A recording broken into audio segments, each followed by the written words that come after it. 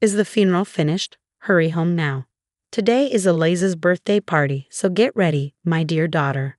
Shelley, who was only 5 years old, has passed away. This is what my mother-in-law, Lori, told me on the day we said our final goodbyes to Shelley. Lori didn't go to her own granddaughter's funeral. Instead, she asked me to come back for her sister-in-law Eliza's birthday celebration. I was puzzled and upset by her request. My sadness turned into anger, and I decided to make a phone call. To someone.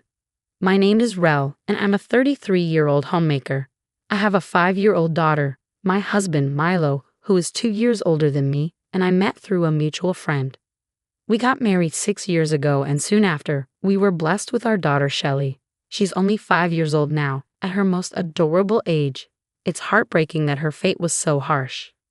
2 years ago, Shelley started to become weak. When she was 3, she began to have fevers and chills frequently. Her neck also started swelling. We thought it might be mumps, so we took her to the hospital. There, the doctor said, "You need to get tests done at a bigger hospital right away." That's what the doctor told me. After lots of tests at the big hospital and waiting nervously, the doctors finally told us what was wrong. Shelley had malignant lymphoma, a type of cancer kids can get. When I heard this, it felt like my world went dark. I begged the doctor, "This has to be a mistake, right? Please tell me it's not true." Even though the doctor and nurses were there, I couldn't help but cry. Shelley needed to be hospitalized right away, so we rushed home to gather things we needed, but I couldn't stop crying. My husband, Milo, was also crying, but he tried to be strong for us. "We have to be brave. Shelley will get better," he said firmly, trying to encourage me.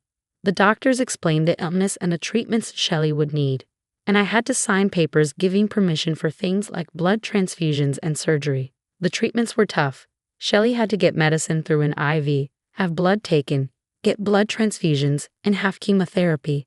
I quit my part-time job so I could be with Shelley at the hospital all the time.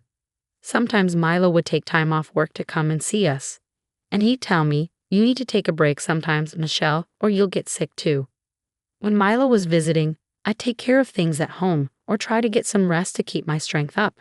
In the first few days at the hospital, Shelley cried a lot, but as she got used to being there, she cried less and less. The nurses would compliment her, saying things like, "Shelley was so brave today. She didn't cry at all when she got her shot." Even though Shelley's hair fell out and she felt weak because of the medicine she had to take, she never complained. She always had a smile on her face. One day when Milo and I went to visit her, Shelley showed us a drawing she did of us in her notebook. "Mom, look," she said proudly. "Shelley, it's really good," I told her, feeling proud too. Shelley was always chatty, even when she was lying in her hospital bed. Her talking made us feel stronger. When her white blood cell count was low, she had to stay in a special clean room. But after about a month, when her blood count got better, she was allowed to come home for a little while. "Mom, I want to go to preschool," she said excitedly. So we took her back to school for the first time in a long time. Seeing Shelley playing happily with her friends made us so happy. When we got home, my mom came to visit. "Shelley, you're doing so well," she said, holding Shelley close. Seeing Shelley being so lively and playful in my mom's arms made it hard to believe she was sick. "Mom, it smells like home," Shelley said as she sniffed the towels and blankets that had been drying at home for a few days. She seemed full of energy. But then she suddenly said, "Mom, my head hurts." She looked a bit lost and complained. "Let me check. Oh, you have a little fever. Stay here. I'll make you some soup." I tucked Shelley into bed and quickly finished up my chores, then started making soup. Just as I was about to start cooking, the doorbell rang. When I looked at the monitor, I saw Lori. I immediately wished I hadn't answered the door. "Lori, what brings you here?" I wanted to ask, "Do you need a reason to visit your son's house?" But I stayed quiet. Normally, I'd be happy to welcome a kind mother-in-law, but Lori, Milo's mom, was the last person I wanted to see. If I asked her, she'd probably say her hobby is harassing her daughter-in-law, I thought to myself. Since Milo and I got married, Lori had been constantly giving me a hard time, making fun of me for not having a higher education, or for being tall instead of cute. It was like she had a knack for saying hurtful things. When Milo's dad was alive, he would sometimes step in and tell her off, which made things a little easier to handle. But after he passed away from an illness during our second year of marriage, Lori's behavior got even worse. With no one to keep her in check, she'd do things like not ordering my favorite food or turning off the hot water while I was in the shower. Just little, mean things like that. Milo has an older sister, Eliza, who's a successful career woman. Her husband, my brother-in-law, is a prosecutor, and Lori is really proud of Eliza. She's always comparing me to Eliza and making snide comments. Eliza has a son named Jace, who's in 2nd grade.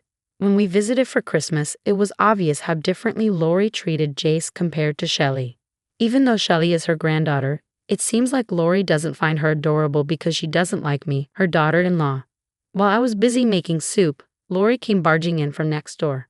Ah, Shelley has a fever, I thought. If you don't have any business here, just leave. But then she said, such a weak child. I wonder where she gets it from. Certainly not our side of the family. Your dad had cancer, didn't he? Yes, Lori, I've told you many times, this illness isn't passed down through families. Yes, my dad died from cancer when I was in high school. But malignant lymphoma isn't usually inherited, except in some cases related to certain viruses. How many times do I have to explain this? Is she forgetting things? In the end, Lori just took a quick look at Shelley, said something mean, and left. I wonder if she has dementia.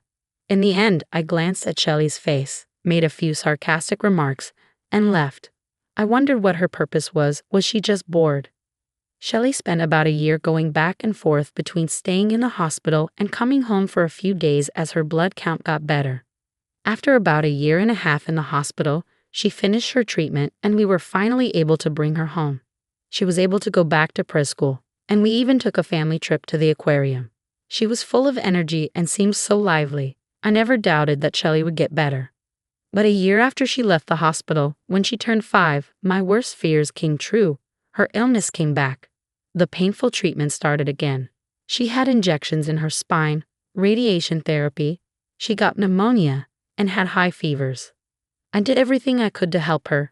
I massaged her swollen face and legs, and I even had a bone marrow transplant for her, hoping it would make her better. But unfortunately, it didn't work, and her condition got worse. Then the doctor told us the harsh truth. There's nothing more we can do. It meant that more treatment would only make Shelley suffer more.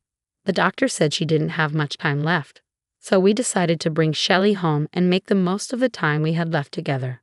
We did everything Shelley wanted to do. She even got to join in on the activities at preschool and play with her friends. Her smile brought joy to everyone around her.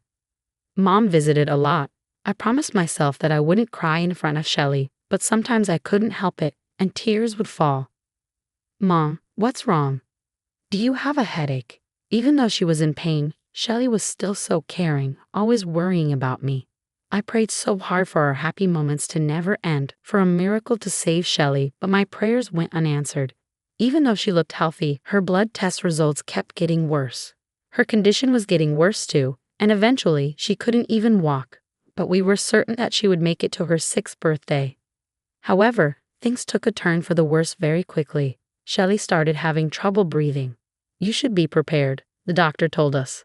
I had promised myself I wouldn't cry, but I couldn't hold it back. In a daze, I told Shelley, I love you, and she weakly replied, I love you too. Despite how hard it was for her to speak, she managed to say those last words. Around 4 a.m., she got really critical. The doctor tried everything to save her, but Shelley passed away. We held her in our arms like we promised, wanting her to feel loved as she went to sleep for the last time. We begged her to stay with us, but she couldn't.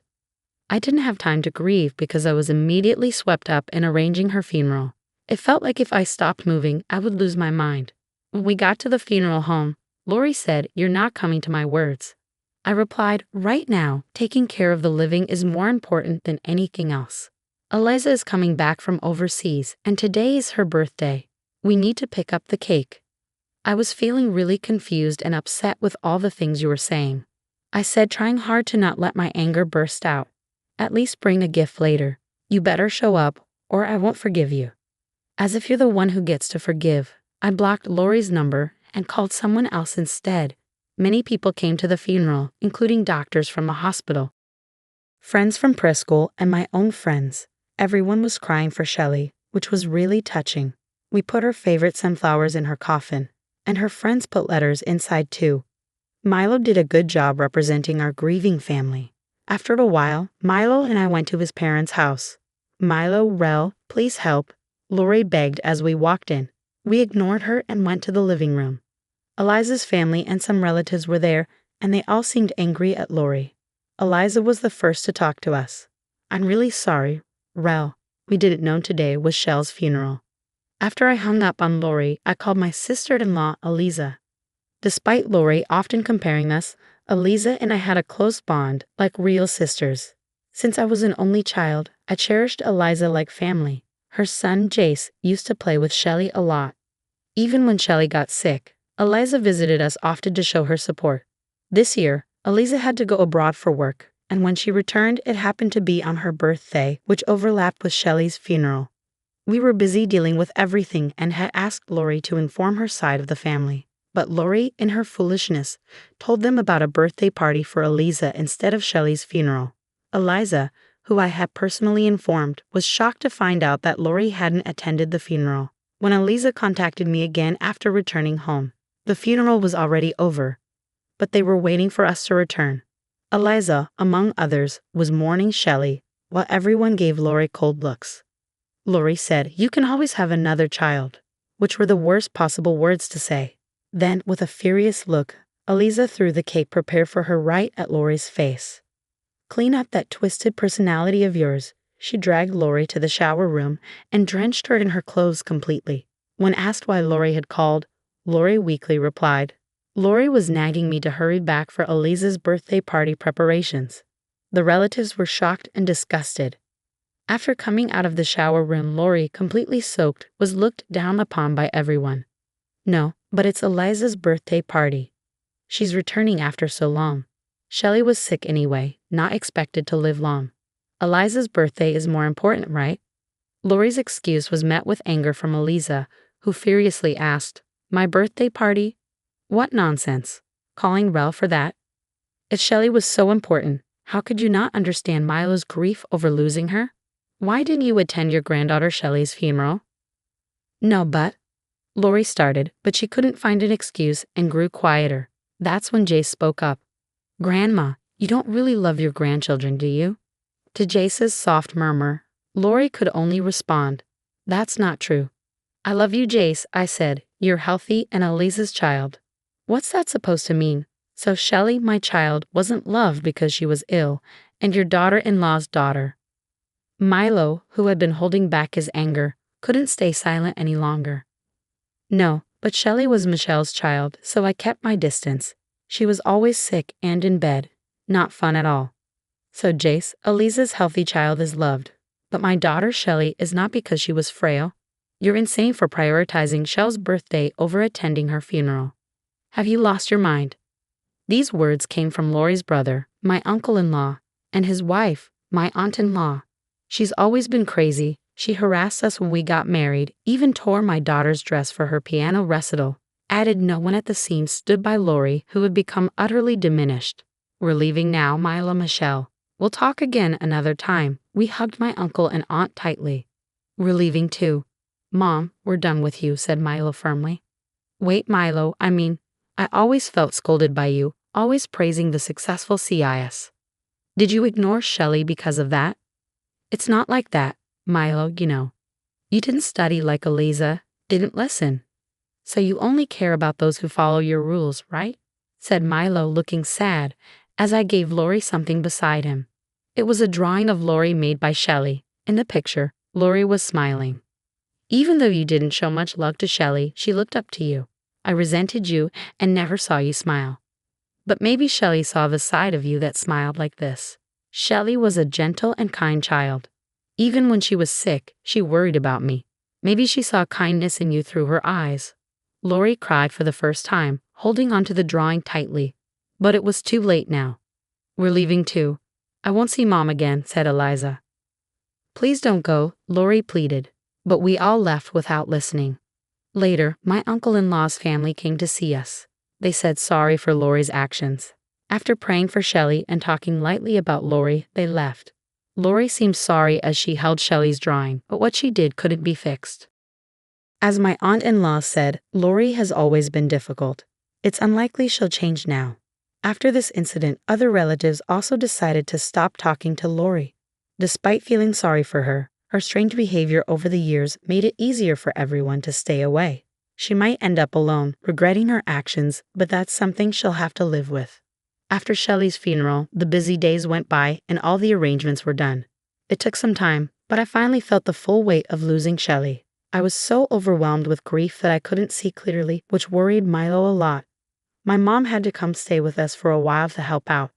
I felt like I was losing my mind. I just wanted to be with Shelley, drowning in despair. I couldn't stop wondering if I could have saved her by taking her to the hospital sooner or paying more attention to her health. But I couldn't give up on my own life. Shelley fought so hard until the end, even when she was barely conscious. She wanted to live so badly. Eventually, I started to find some hope. I joined a support group for parents who lost children to the same illness. It helped to talk and cry with others who understood my pain. Reconnecting with Eliza and spending time with her also brought some comfort. Milo and I decided to adopt a puppy. The playful puppy brings joy to everyone it meets, wagging its tail happily. It feels like a small piece of Shelley has come back to us. Are you up in heaven drawing, chatting, and smiling? One day, I'll be with you there. We'll see each other again, so please wait for me. But if by some miracle I get to see your smile again here on Earth, that would mean everything to me. As Shelley's mom, I promise to live a life that honors her memory.